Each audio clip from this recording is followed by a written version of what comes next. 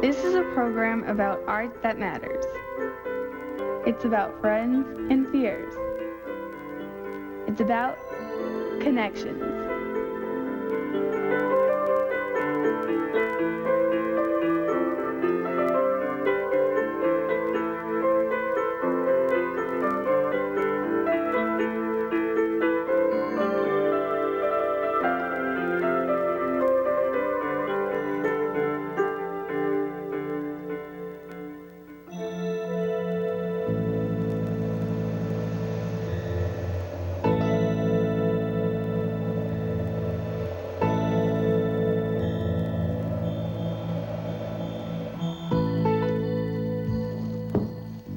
Some of my first artwork was just imitating my brother, you know. He used to draw comic books and used to like that stuff a lot. I was just imitating, you know, it's my big brother. All through middle school, you know, I used to do little sketches here and there, you know, little characters.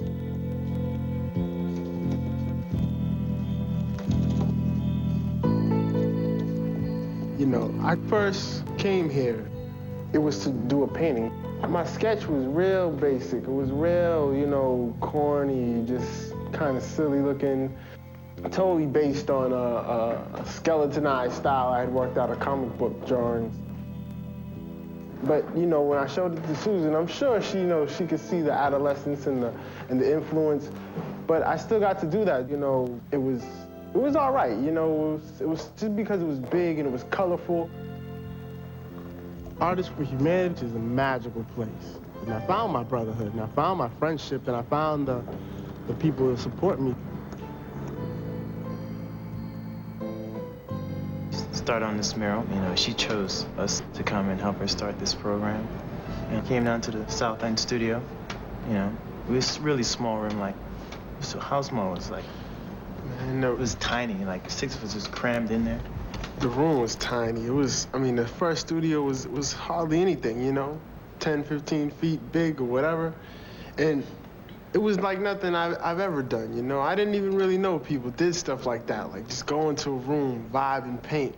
But I found out, you know, and I found out I really loved it. The program itself brings out the individual in all of us. Like, you look at the way Jason draw, Rob's draw, or Damon paint, or whatever, like, we all do it different, you know? And that's what was so good, because we all contribute something to each of us, you know? Jason's so good because of Rob.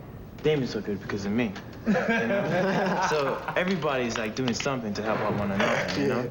So it's definitely, like, you go to school, you know, and, you know, I'm sitting in class and I go to the illustration department and I see kids drawing, painting. Everybody draws the exact same.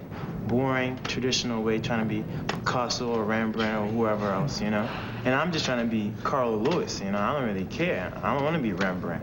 You know, I'm a black guy from Mattapan. That's who I am. But we always, you know, we always fed off of each other.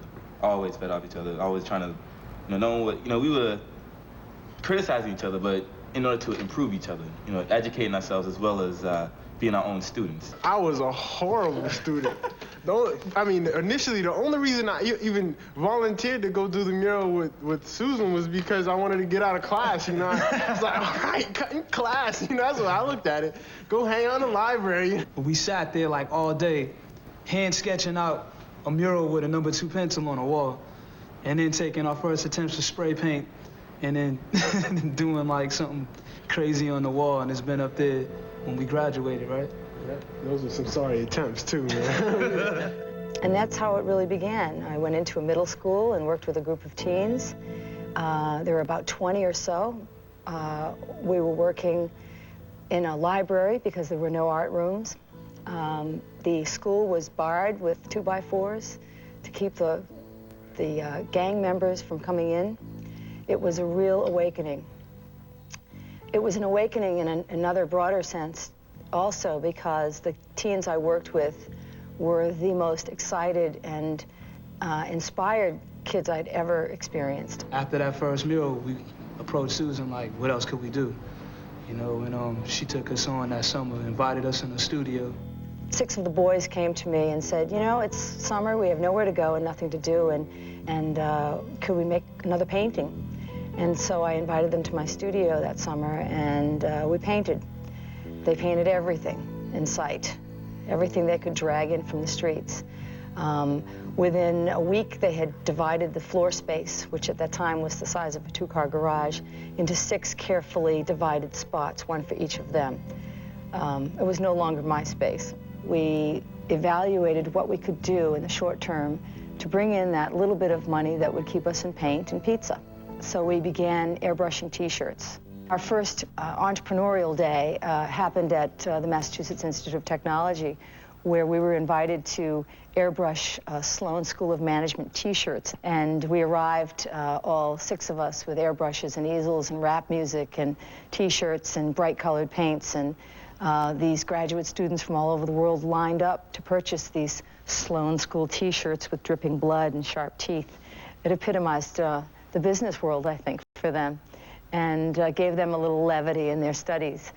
At the end of the day, a long day, we had a wad of money that was so 3 or 4 inches thick, and as we were driving through the streets home, the money was passed around from student to student and counted.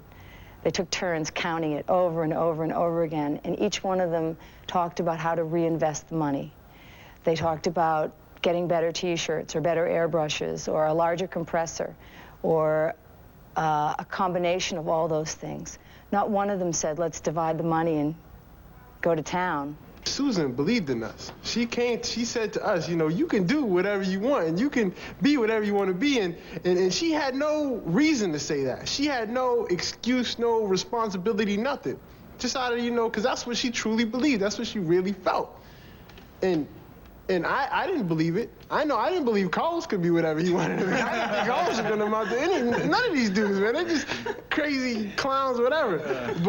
But then after I saw the paintings that he came up with, when I saw the paintings, you know, these guys had, you know, the paintings that I had, you know, that we could do it, you know, and now I see it in these kids here, you know. I mean, the fact that, you know, that I came to the studio and it helped me make something out of myself, you know, it makes me know that these kids could do the same, you know, and all they need is a little help, a little push, and they're on their way.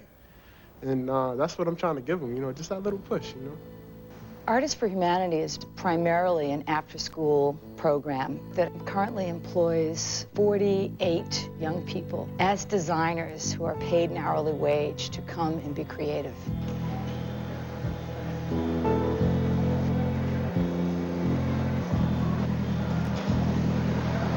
You have a fan blowing on you, so this little piece is exposed to the air more than this is.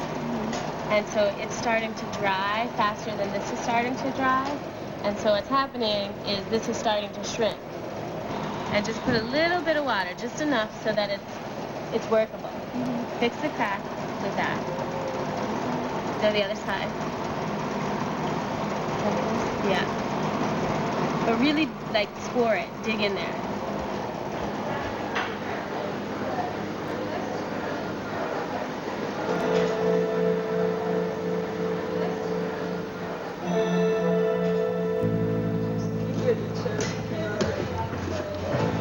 We gotta talk about the background, though. You know, you have a story there. You know, the heart and the hands and the eyes and stuff. You gotta create a ground. You know, that's gonna unify, and it doesn't have to be explicit. The symbols have to connect at some level and stuff. I don't want anything on these surfaces, but like, I don't know. I think that I should put something on the like arms and legs and stuff. Yeah. And I don't know. I was thinking like. I really think green would look good. You know, yeah, I think that's a good choice because of it's gonna make a counterpoint to the red part. Right. And that's it's very a stable combination, and it almost immediately invites for like a swirling motion or a spiral kind of thing. To like bring it like further in. Yeah, your eyes shouldn't like hit the purple and like go back into the space. You know, you should kind of like sink in and stuff. Okay. It's really nice. Good job. The most important thing that we can do here with our kids is to encourage them to find who they are and their potential through the creative process. They create it and they fire it, and then they see it in a gallery that doesn't usually have their work in it that doesn't usually have teenagers' voice in it. And that whole process is just empowering. It inspires them to just keep it up. Maybe the road should come here, behind, inside the hill. Add the three-dimensional quality. Break the plane with the sword, right? Right now, this is like a big block. Like if somebody took it and put it on top. Or make it like it's leaning over and you could see the blade entering this. Yeah, exactly. So that the blade is entering the hilt into the handle. All right. There are many teens who need to know that there's a place like this where they can come and have the experience of working with the artists and the other teens, either on a project or in their own personal work. Those student teams at the back, they work around it. And here at AFH, when I do a drawing, it's for a company because they want something done and they give us money for it. And that's the way it goes in the real world. When I went to college and I talked to my professors, I came to realize that I've done jobs that they would kill for. You know, it propels the way you think. It made a kid who didn't want to do his homework start acting like a CEO. We realize how important it is for young people to earn income based on what they have to give and provide in terms of products and services. Nina Nielsen has graciously offered her gallery space to us for the last 8 years. Every year we've exhibited the work done by our current group of designers, and every year we've exceeded her expectations and our own. I remember the first time we showed the 6 young men who started with the group from the Martin Luther King School. And they came here, and they were so unaware of what a gallery was even. And they came in, they looked at these things on the wall, and said, well, what do you do with them? Well, we show them for the artists so that people see their work. And number 2, we try to sell them. Oh, cool, you know, they really like that. You know, the idea that you could actually, they could make a painting, and that painting had the potential to be sold was a whole new world for them.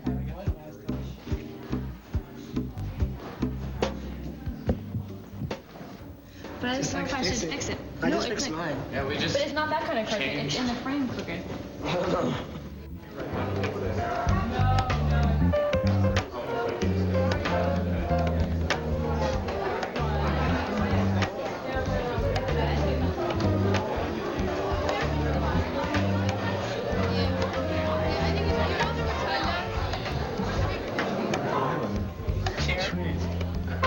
In the sky.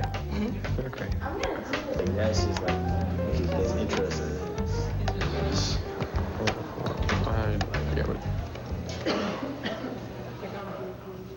We arrange for young people to be in a corporate environment, be in a business environment, be equals in the sense that they have something to give and they are reimbursed for that.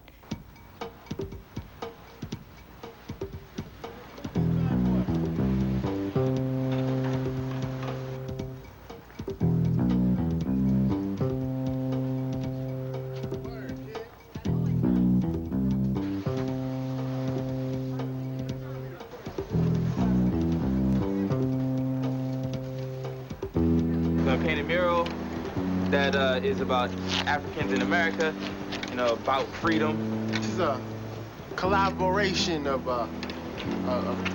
Artists for Humanity, WGBH. This is like our umpteenth collaborative piece that we've done. I know. We're really doing it to promote the show that's inside.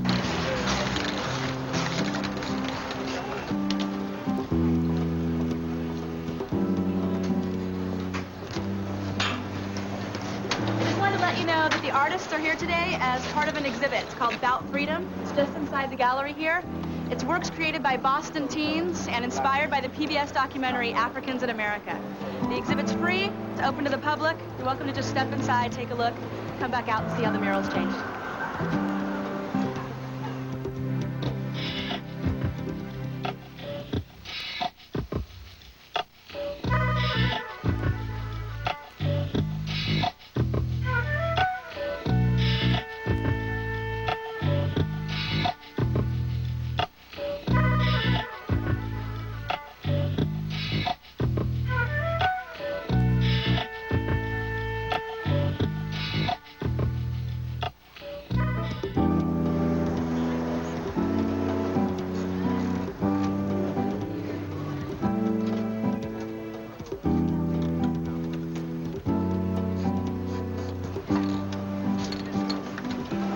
about freedom? Yeah, there's a show inside the BAC. We're just promoting it right now. It's just to get people interested on the gallery show. Well, thank you very much. You guys should give them a nose ring. Yo, just add some black in y'all. It's all solid green, man.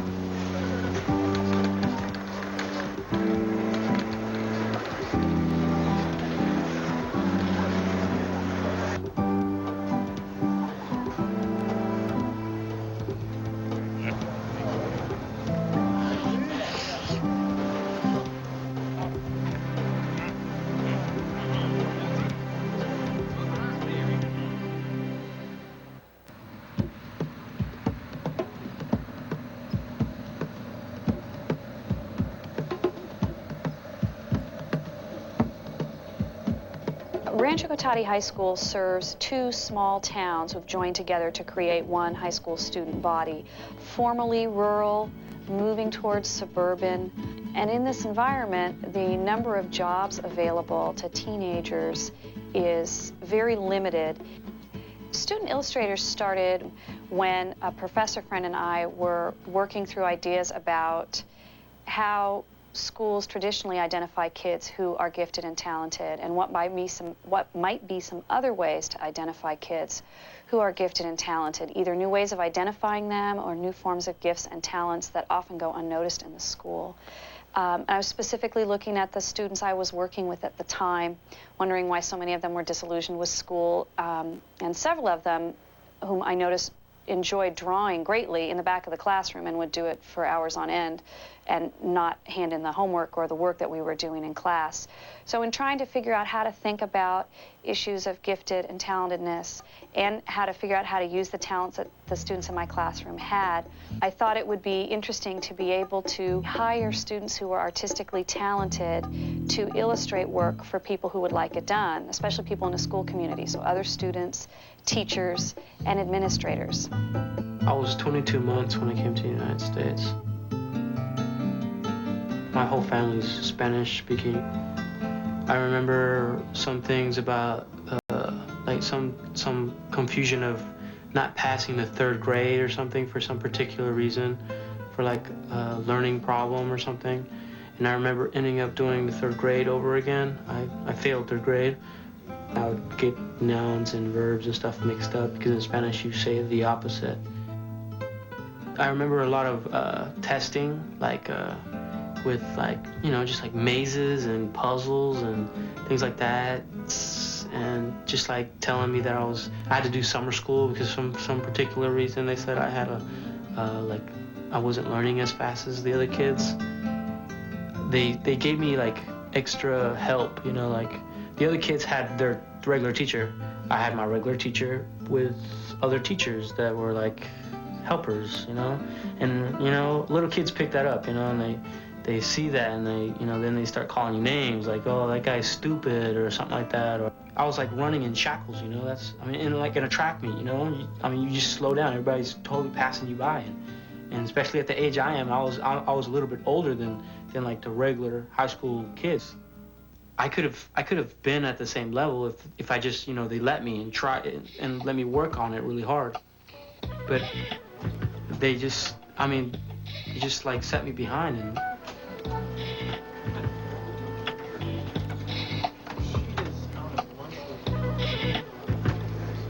so it was interesting to think about having a job at which you work hard and which you feel good about and enjoy is a key part of a fulfilling life.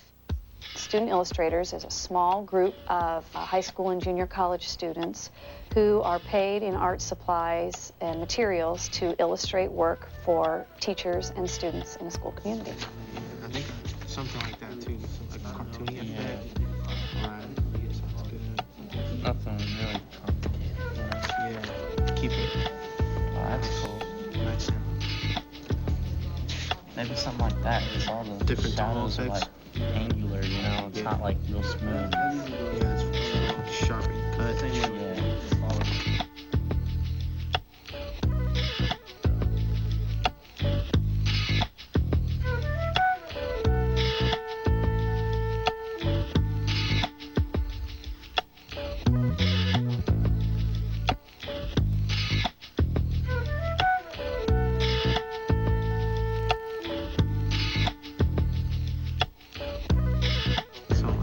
Oh, too.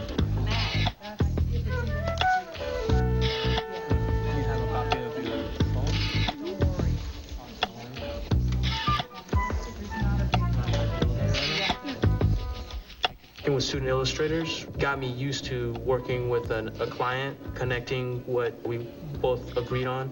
I mean, since it was a business type of environment, when you turn it in, you would get a lot of kind of criticism because, you know, they want something from you and they're spending a lot of time and they need this from you for class. And I thought that prepared me for the professors at the JC, at the Santa Rosa Junior College. Splashing around with the autumn. It's for my May dance concert. We're going to be doing t-shirts, I hope. And I did a program design. One year I just had object art, just design. Last year I had 2 little characters, which they remind me of like the Teletubbies. What you were talking about right now, and just the idea of dance, because I took dance. Oh yeah, what runs through my mind is just, yeah, the free movement, and the body's just,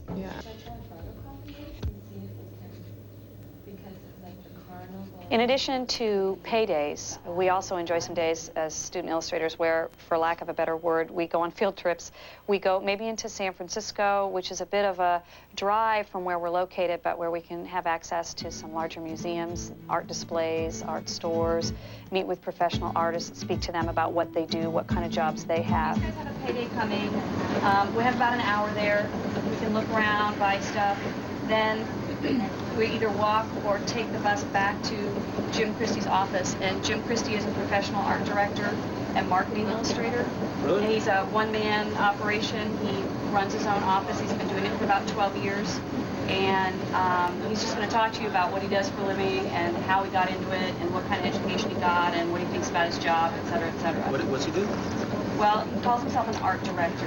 People want to create advertisements or other things where he's like a professional student illustrator. People who need an artistic design come to him and he helps them design it and creates it. And when I got them ready at Kinko's, all the people at Kinko's gathered round to look at them. They thought they were so cool. Yeah. Justin? Oh, this is Katie's. What us? They came out great. John? Smoking theme. Didn't they come out great? Sick good, sick bad. And then there's something else that goes with them. Oh.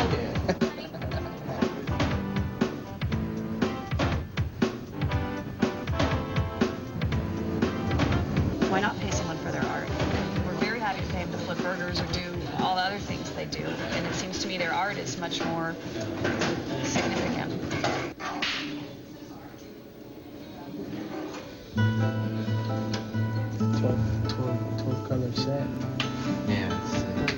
This is phase 2 of the Clarinelli. We've got a younger generation of graffiti artists. This artist is about 16 years old, and he just finished this project just recently. And he came in, he approached us and said, we want to do this project. You know, we encourage that. Usually somebody would come up to you, like, you know, hear about this and want to, like, put up a mural. Yeah. They would have to just, like, show you, like, a rough draft or something? Or... On one of our days in San Francisco, we found our way to a small art gallery and art collective in San Francisco. We looked at their facilities, we looked at some of the artwork they had displayed, but we also had the opportunity to sit and talk with a group of young adults who run the art collective, where people can come to take art classes, to use art equipment, and to display their art. And I think that was a very eye-opening experience for student illustrators, to sit and talk with people who are just a little bit older than they were about how they had taken their time to get together and get some property and get a small amount of equipment and open up a workspace and gallery. You know, we just try to facilitate it and have our doors open to the community where people can come in with their ideas and say, oh, you know, I've been wanting to do a show like this, you know, who do I have to talk to? And we direct them to the right people, or we help them out with, you know, any sort of resources they might need. The other thing is that anyone can walk in off the street. It's not an elitist space and say, I would like to curate this show. I have some friends who are painters, or I'm a painter myself. Write up a quick proposal and submit it. And the same with the windows as well. And I think in that respect, it's also very open and unique. It was eye-opening also in that it evolved into an invitation from the young people who ran the art gallery to some of the student illustrators to bring their work in if they'd like and submit it to be displayed in the gallery.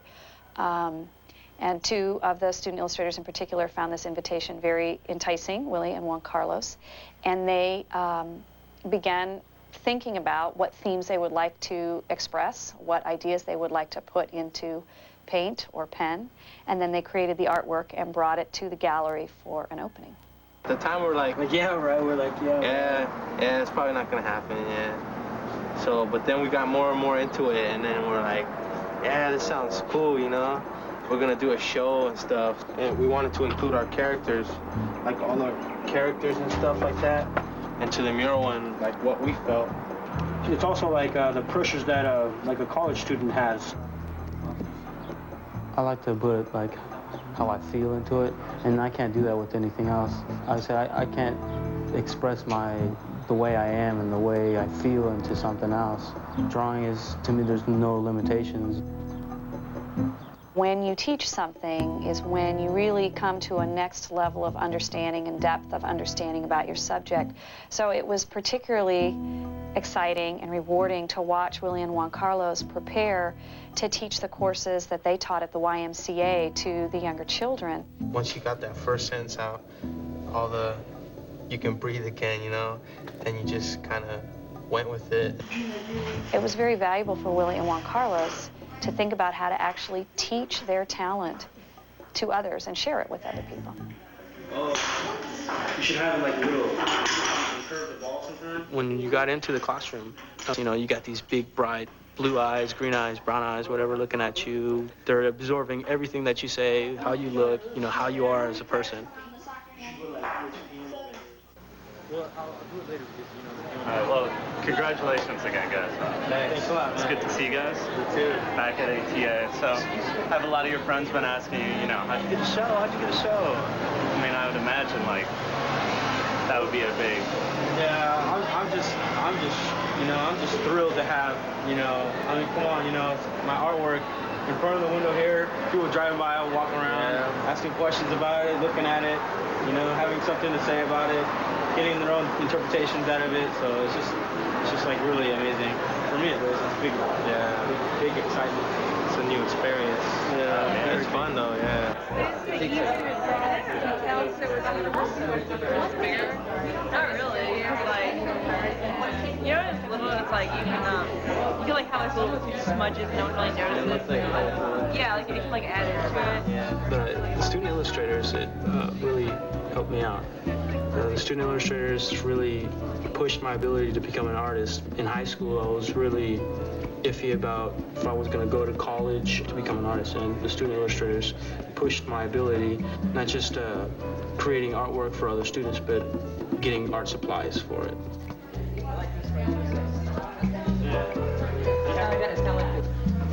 Actually, if you give me a number or whatever, I'll let you... Sure, I got some cards here. I'll give you this. Yeah. Cool. This is a cool card.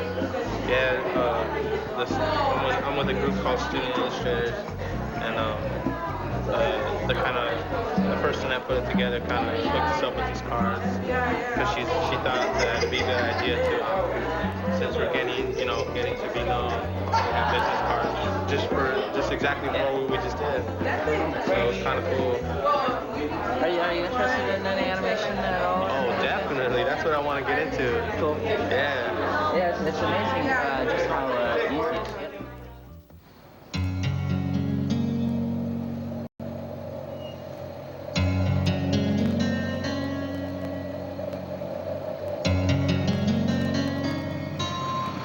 Even when I was a little kid, I knew I wanted to be a visual artist.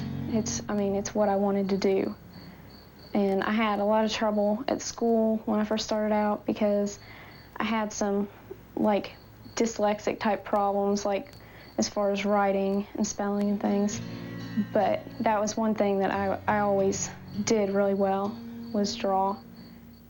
And I remember in elementary school, they had rows of books that you could check out, and if you were a first grader, you couldn't go past the first row. And I couldn't wait until I was in 3rd grade, and then I could go back and get the art books that, you know, the little how to draw step-by-step type books. I learned about the governor's school, but I learned about it at such a late date that I had to stay up all night, like the night before, actually, and finish enough work to show over there. So I brought it over, and, you know, I just walked around and waited, and then I got my work back, and then about 3 weeks later, I got the letter saying, "You're a finalist." And then I really had a problem of like how to get to Louisville for the final auditions. My dad had to drive from Indiana and drive me to Louisville, and that was hard for him. I wasn't worried about the preliminaries, which were in Moorhead. What I needed was a ride to get to Louisville. I think the kids who come from a rural environment come to our auditions a little bit hungrier than young people who grow up immersed in a community that has all kinds of art opportunities. They can go to the opera, they can go to the ballet, they can go to 2 or 3 different plays every weekend. And that doesn't happen in most parts of Kentucky. A lot of these young people have to travel 3 or 4 hours to experience the same thing, and given the socioeconomic challenges in a lot of our communities, that's not realistic, you know. Spending that kind of money, a $47 ticket, when you're concerned about, you know, next week's dinner, is not a realistic thing for a lot of families. People aren't necessarily born gifted. I think they're born with tendencies that makes them want to do things. And with me, art was almost like a compulsion. I think that sets you apart from other people who spend their time wandering around, figuring out, well, you know, who am I, what do I do, what is my purpose here? Once you discover that as an artist, that allows you to be more focused. And I think that what we try to do is to let kids, if they can clarify that picture somehow, that they may decide that they're not a dancer, they're a filmmaker, but they know at 15 that they're an artist. That's what's important. Governor's school lasted 3 weeks, June into July. That was the first place I'd ever painted. Like, oil paints were totally new to me, and they provided paint. The big self-portrait that I did was a little different in the process because I'd never tried really working from photographs before.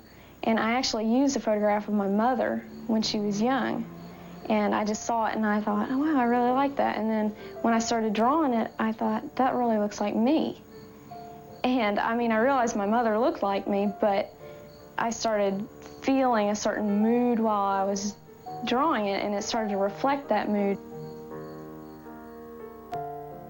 Art has a potential to transform lives, that you can take these really large ideas and condense them on canvas or in a dance piece, in a poem, and you can communicate with other people and say these really beautiful things, these really important things as a piece of art. We had a group of kids who sat and watched the dancers for 2 hours, the visual artists, and they kept sketchbooks. And then we went back in the classroom to look at their paintings, and they wanted to work larger. They wanted to try to get a sense of movement in their work, and they hadn't thought about that before. And I think that was a great illustration of how other art forms can connect with each other without saying it to the kids, to have them discover it for themselves. We start every morning with a large community session that it's a combination of announcements for the day and then a performance by some visiting artists.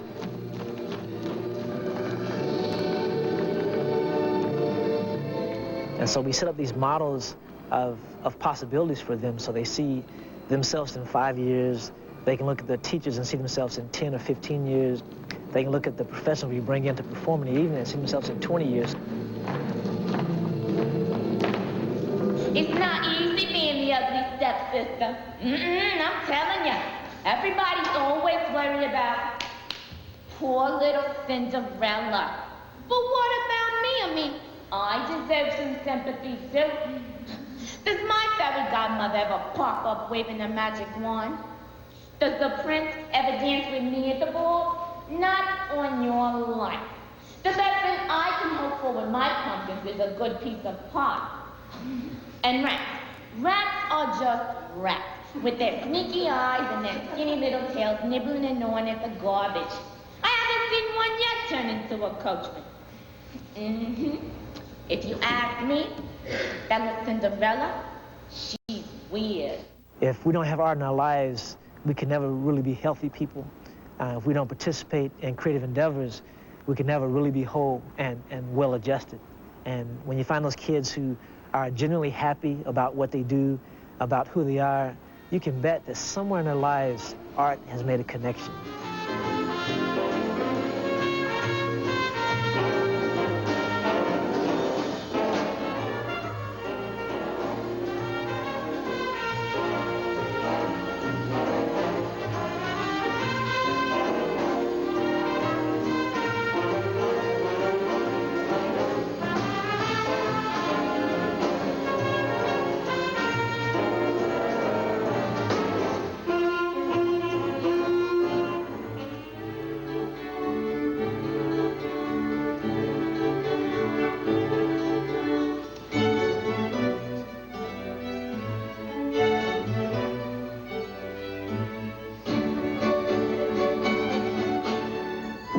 There were a lot of people from small towns like me, but there were also a lot of people from private schools.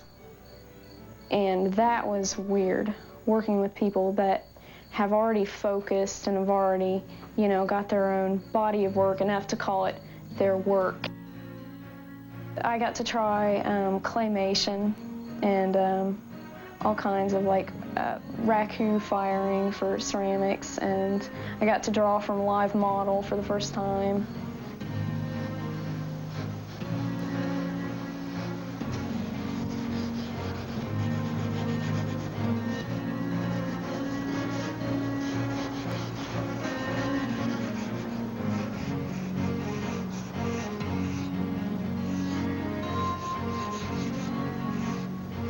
Well, I realized that I had a lot of talent, but I also realized that I needed to focus, and that's when I decided to really buckle down. When I was a senior, I started getting, of course, all the college letters, and Louisville sent me an offer. The University of Louisville sent me an offer for a scholarship, and I asked my mom, and she didn't want me to move out, and it would be expensive, and it would pay for my tuition, but it would be really hard, and you know, she didn't want me to leave home, and she wanted me to stay here and get the refund and save my money so I could have something after college. So I took Louisville's offer over to Morehead State University, and I asked the chair of the art department if there was any way he could match that, because I can't afford to go to college without a scholarship, and I can't go to Louisville, and I know you want me to go to this school, you know.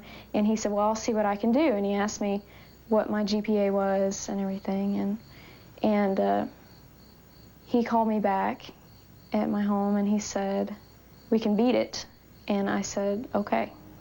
There are special challenges that happen in families that have kids who are gifted, who are committed to the arts, and they're trying to convince their parents that they want to do this, and they can't see the potential economic gain or even believe it's realistic, given where they're at. Like the first week I was here, I went to this theater, and I don't remember what I saw. I saw Jurassic Park, and then it closed. So, and it's had that sign on it ever since.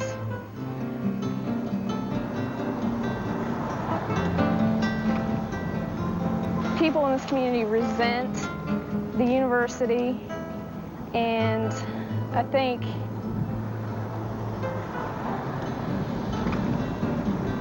think they resent like education. Their idea of like hard work is to work at the local factories like Guardian, Steelmaster, and to work full-time. Like, when you graduate high school, you move out, and you get yourself a job, and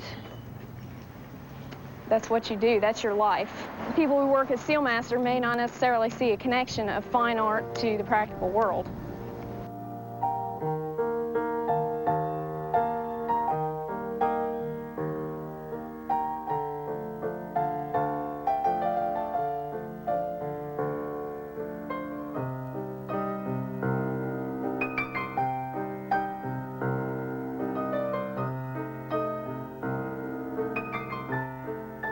If you can do anything to identify that energy, to harness it, to direct it in a positive direction, especially if you can make that come out as creative energy, if it's a mural, if it's a major performance, if it's a conversation about art, about your community, just people having conversations with each other about this thing they're feeling and not being able to articulate it, that those little bitty things are so important that when we don't do them, I think we're doing damage to our own communities, to our own families.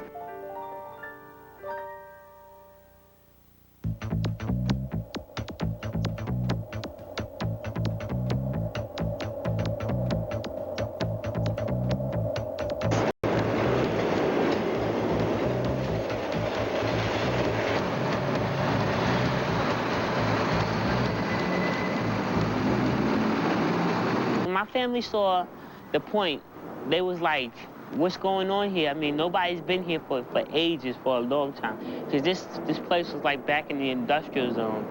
We started playing around with different ideas, and Steven was a theater director who, for some reason, was teaching computers. Mildred was a dancer, singer who was like teaching math. And then, you know, me, I was a comic genius who was just nailed down to this 9-to-5 grueling thing of job, you know, job bank, job development for teens. And, you know, Paul is really the brains behind, you know, the whole planning of the South Bronx. Man's amazing. He helped build the slums, and he decided he wanted to change it. He burned them down, and he wanted to rebuild them. That was his contribution. He said, I did the first part, I'm not leaving till I'm done. And so his, you know, our ideas came together, and then when I finally see what they're doing, I was kind of shocked. I was surprised. I was like, they're making a place, you know, for kids so that kids don't come off the streets. And I see big lumber trucks. I'm like, I'm so surprised to see that they actually doing something with an old bagel factory. So me and my brothers came up here, we helped a little bit. But people, you know, they wanted to come in and start their own programs, and even without funding, and that was what was important. This community took control of this organization and made it theirs. They have dance classes, they have dance classes, art classes, music classes, communication development classes. They're having computer internet classes where they teach you how to do internet wizards and all that other stuff. The kids just came in off the street, you know. I mean, this building had been unoccupied for about 5 years, you know, and kids see you kind of open up the gate and people poke their heads in. It starts with kids, and then the adults come in afterwards, and they would see you, you know, cleaning out this place, and, oh, do you want to help? And so in the beginning we had, you know, as Mildred mentioned, volunteers. We had a lot of community volunteers. A lot of people from the block came out and helped us, you know, sweep up glass. They lend us tools. I mean, to break through the hole in the wall to make a door. We had guys from lining up from sound. Everyone wanted to use the sledgehammer. And so, I mean, that kind of started out. You know, people come in, they want to help you, they want to paint. And then, you know, you start talking about what you're going to have eventually. You know, even though we're sitting in this icebox of a building that's completely empty, we say, you know, when we get the dance studio, would you want to take dance?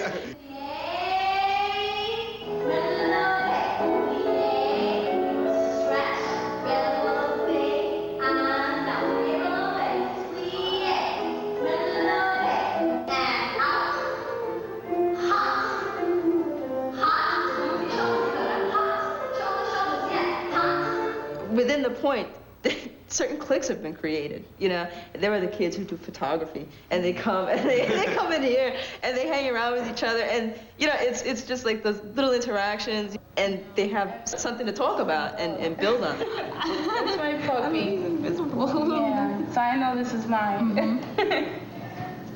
These are definitely yours because there's for some reason I don't do that. You don't do it.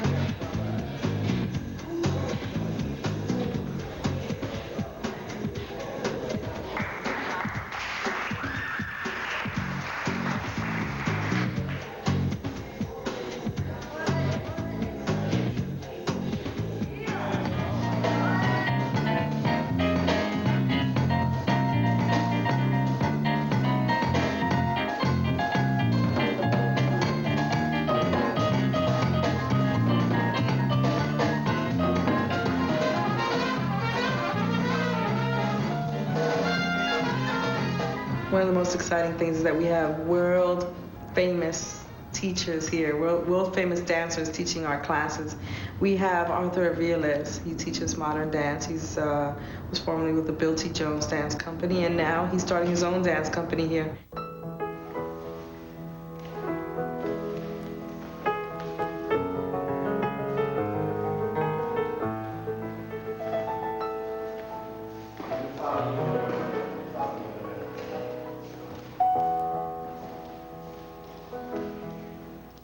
I grew up in Fox Street, which is right around the corner. So I have a simpatico with it, you know, affiliation with it, even though I've lived in lots of other places.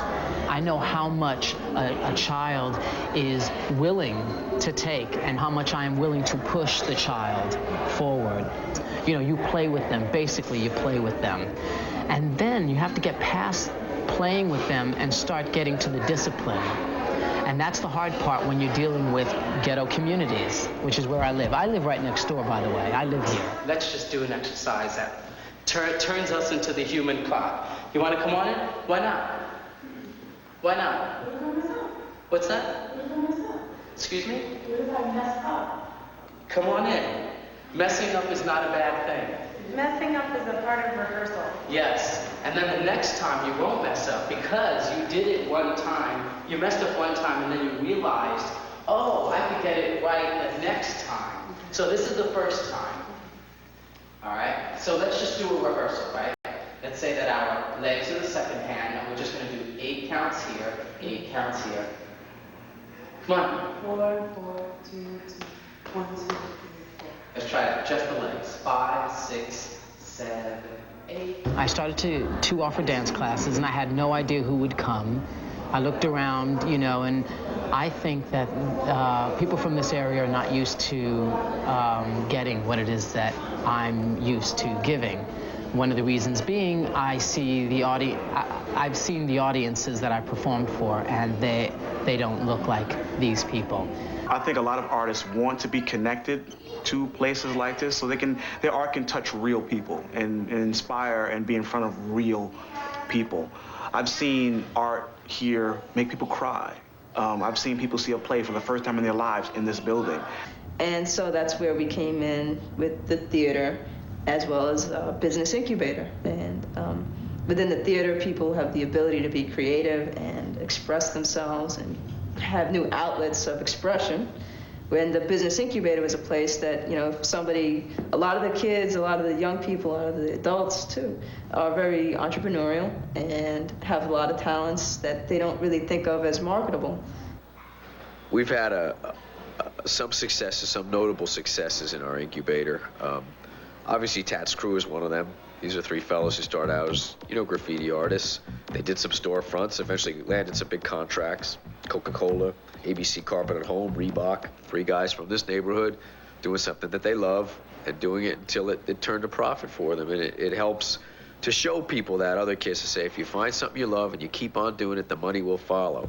I'm BG183 from the Tat's Crew, and I've been down with Tat's Crew from the early 80s. We started painting on the subway trains, and when the subway train was like, you couldn't paint there, like in 86, 87, we started painting murals on the walls. We worked out a program with them that we paint and also teach kids how to do like mural work, you know, using like the technique that we use, like using the aerosol art spray can. The trees, the house, and then from there, you know, I just kept going. As I was driving through the area in the South Bronx, and I saw some work that they've done. I then called them in. So we walk in, you know, like, you know, the way we always dress, and he, you know, he comes in and he looks at us and he says, oh, so you're the graffiti guys. Like, you know, everybody he knew we were the graffiti guys. A little rough type of guys, you know, and stuff like that. But over the years, they've really become professionals that you can bring them into a conference room and you really don't care who you introduce them to. He came out to us and said, look, I want something that, and when people drive by, they could see the inside of ABC Carpet.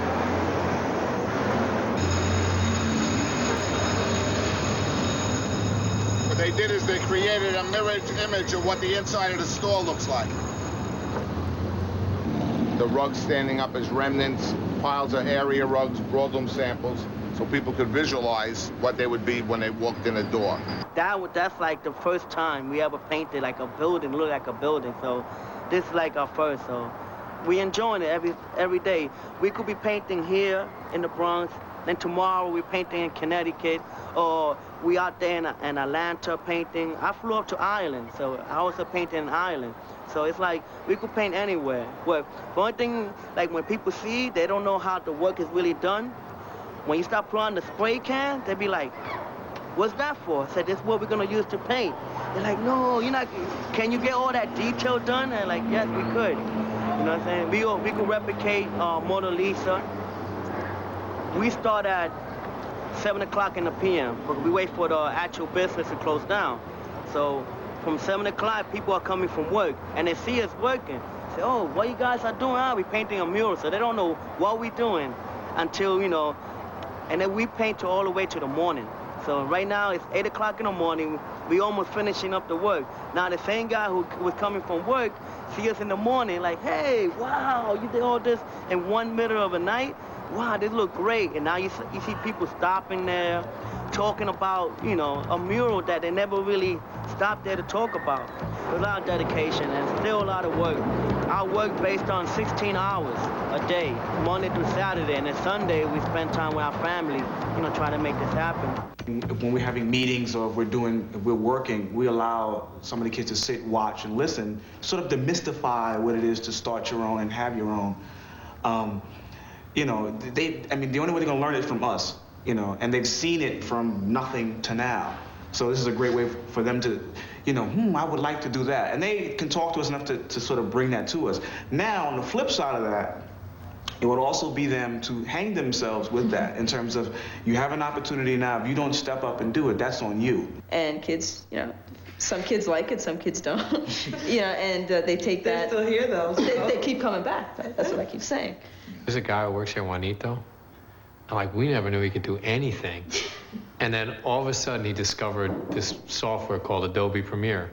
He started doing video editing on the computer, and nobody does it better, right, as far as I'm concerned. Because when I first came here, I had an attitude. Anybody can tell you that. I had a big attitude. They've helped me and helped a lot of kids around here get their attitude down and calm their nerve. They told us how to interact with other people, how to talk with other people properly, you know, not this slang thing and yo, what's up and this and that, the right way to talk. When they offered this program to me, I was like, sure, why not? I'll give it a chance. At first I really didn't want to do it because I was like, oh, it's boring. I got to sit in a little room. I got to listen to this guy say this and that. But then eventually I started to enjoy it because it was something, you know, that was interesting and I like doing it. So they've done good. They teach you hands-on experience, and that's like the best teaching you can ever have, because there's nothing wrong with going and touching things and learning at the same time. That's what the whole experience is about. All right? You try it. Shouldn't be too hard. I mean, there you go, you see? When you have your little arrow, everything comes out in your preview. Put it right here, and that's your first clip for your A clip, like I told you. Then you go down. If I learn enough, and I learn enough to show other kids how to video and edit it, it'll be a pleasure, you know what I'm saying? Because they gave me the opportunity. I might as well give the young kids the opportunity too. You know, I'm not going to be greedy and be like, no, you can't have no. I give them the chance. They don't necessarily have to come and come out of here and be an artist and be an entrepreneur, but just be a normal kid, have a normal everyday existence. of having an after-school place to go to that you enjoy, and partaking in some of the programs, and then going home. And and maybe if that over the We're course still of trying that, to teach them to go home. But they never want to go home. If we can make some kid at least just be a responsible human being, a responsible adult, as they get older, that's fine. And wherever they want to take it from there, we're here to help them take it. But that's all,